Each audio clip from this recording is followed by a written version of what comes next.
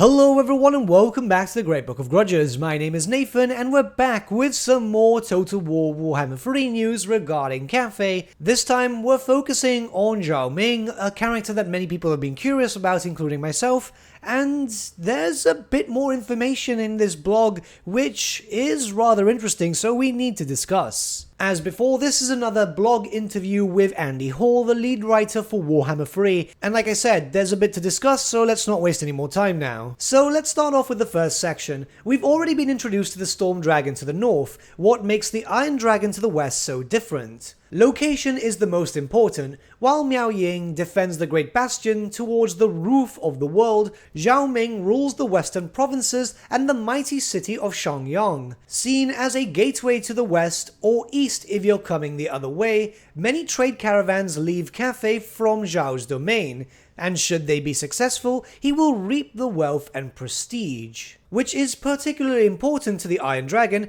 as he is not as beloved by his father as his older sister, although rumors say the Moon Empress has a soft spot for her son. Okay, so we don't really have too much here. Obviously, we know of a starting position, I guess. Shangyang kind of sounds like it, if it's referred to as a mighty city. Hopefully this means that it's going to be something absolutely massive, 10 slaughter, maybe even more. Other than that, it seems that he's heavily focused around trade, and he will reap wealth and prestige. Does this mean that his mechanics will focus around that? The only reason why I'm so confused about this is generally we don't have too much information regarding base game lore, as they tend to be very vanilla, and they've had some information regarding Miao Ying, and now obviously her brother, which makes us believe, at least I think, that they're going to be very different in terms of playstyle, and that means that we're going to have different style campaigns. I really hope so, because Warhammer 1 and Warhammer 2, I mean, you know, just look at the other base game lords, they all play pretty much the same. The only other thing of note here is that he's the favorite of the Moon Empress, much like his sister's the favorite of the Celestial Dragon Emperor.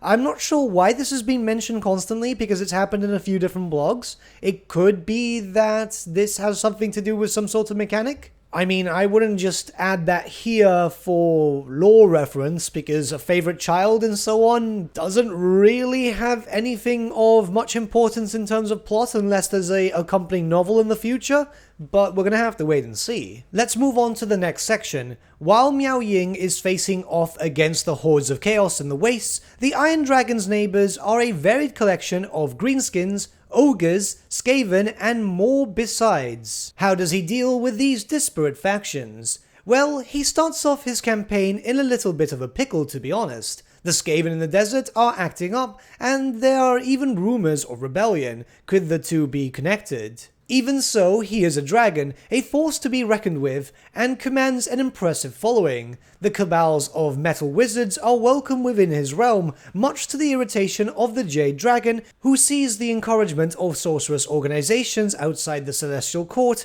as dangerous to the Empire. These sorcerers help the Iron Dragon in his experiments, and many magical weapons and armor are forged in the dragon cities.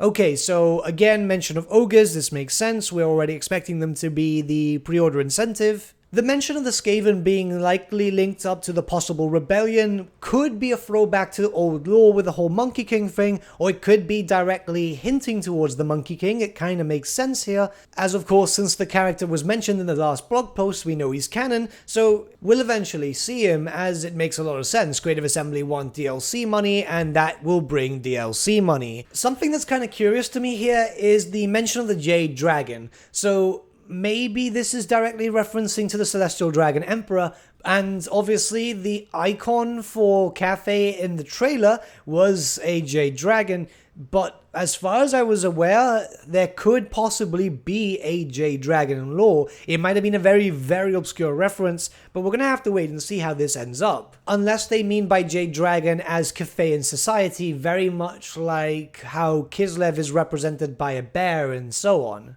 But let's move on to the next section. Talking of which, can you tell us more about Shangyang? It is the largest city in the west, a bustling metropolis full of foreign traders despite its location in the middle of the Warpstone Desert. Okay, so we know exactly where it is.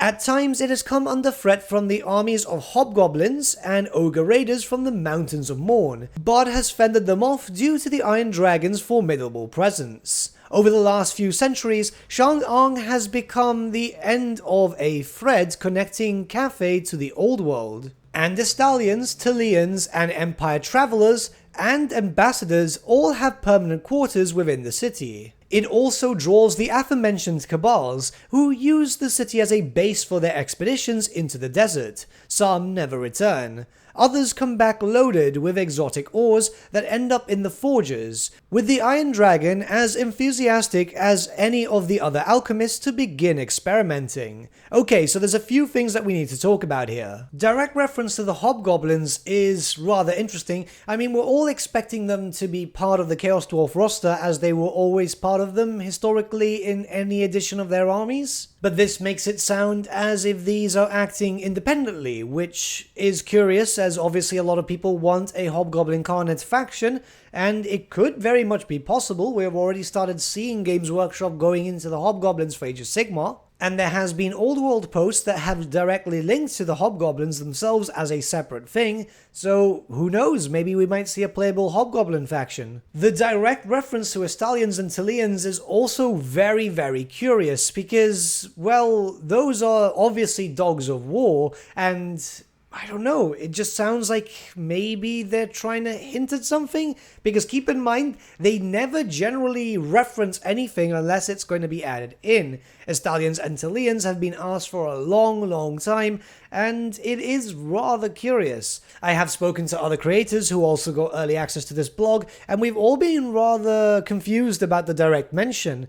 So maybe Dogs of War in the future? It would make a lot of people happy, that's for sure, and it could bring in so many different possible mechanics and just capabilities in terms of playstyle. Let's move on to the next section. So the Iron Dragon is also an accomplished alchemist and blacksmith. Very much so. He is as skilled an artisan as those drawn to him, since he has had a dragon's lifespan to perfect such expertise and research the mysteries of arcane metallurgy. The strange elements found in the Warpstone Desert have only deepened Zhao's fascination and understanding of alchemy, but has also led to some unfair accusations from his siblings. Okay, so what I'm gathering here is he's going to have the Law of Metal and possibly the Law of Fire too. Which, yeah, okay, cool. Law of Metal is always fun, and it would be interesting to see how a dragon does it, but isn't this basically just Cathay and Balthazar Gelt? And finally the last section. Yes, what are these rumors? His brothers and sisters perpetuate that his centuries in the Warpstone Desert have affected his mind. But this is pure slander, I say. They are dragons, cold-blooded and detached from the mortals they rule, where the Iron Dragon will share a jape or even a drink with his followers. Such mortal behavior inspires loyalty within his legions, but makes him stand apart from his kin. They don't understand it, and so smear him.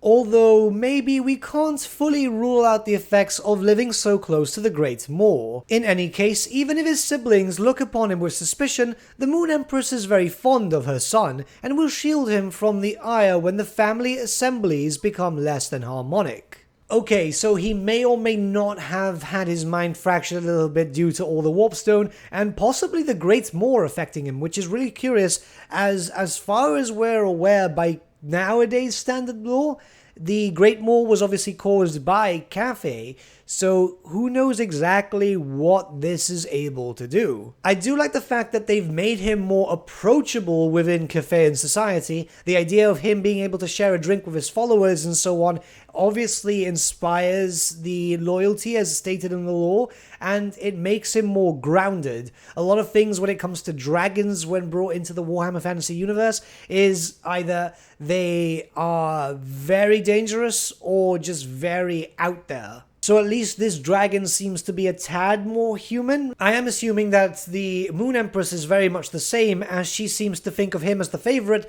so then they might see the benefit of humanity, not just as a tool. I just hope if they're going to bring in plot elements to Total War like this, because obviously Cathay's never really been fleshed out before, but if they're putting this on the Total War blogs, then their personality really has to show through it in-game, and this type of stuff should be seen seen in game in some way, shape or form. I'm still not saying that they should turn this into an absolute story game, because then obviously it wouldn't be a Total War game, but if they're trying to bring in story through lore, then it needs to show in some little bit, at least in-game. Mechanic-wise would be cool, maybe as a whole thing between Harmony? I don't know, we're gonna have to wait and see how the Harmony thing actually works. But they're reinforcing the differences between both dragon siblings, so yeah, we're gonna have to see how this works. I really hope that this means that the generic lords will be better. There is a little bit here with the outro which says, "What will you do about your brothers and sisters?"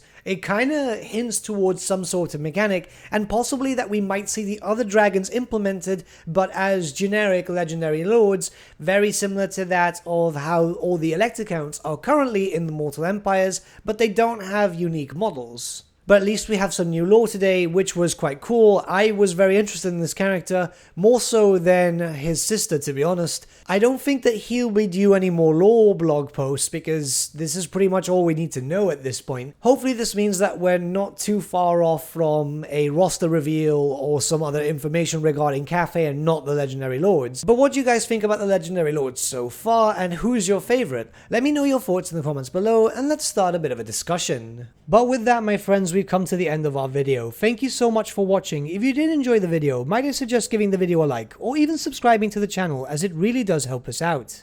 In the description section below are various links to different social media platforms such as Facebook, Instagram and Discord. Also in the description section is an affiliate link with Element Games where you could buy loads of hobby-based products, not just Warhammer, for 10 to 25% off. Making a purchase using that link and also our special code, which is also in the description, supports the channel at no extra cost to you, which we think is rather cool. A big thank you to our patrons. Your support means the world to us. It's amazing that people want to help a small channel like us grow and get to a higher level of content. A big thank you to Gibraltar LUSC, Ryan Bertsche, Andrew Prince and Okro for subscribing to us at our Fane level. You guys are super cool. And a big thank you to Edward Yule, VS Vasan, Aaron Whitman and Shaggy for subscribing to us at our King level. Honestly, we can't thank you all enough. And lastly, a big thank you to all of you for liking, sharing and commenting on these videos. Honestly, it's because of you guys that the channel's been growing at such a great pace lately, so we can't thank you all enough. But with that, my friends, thank you so much for watching once again, and we shall see you all again very, very soon. Have a good day.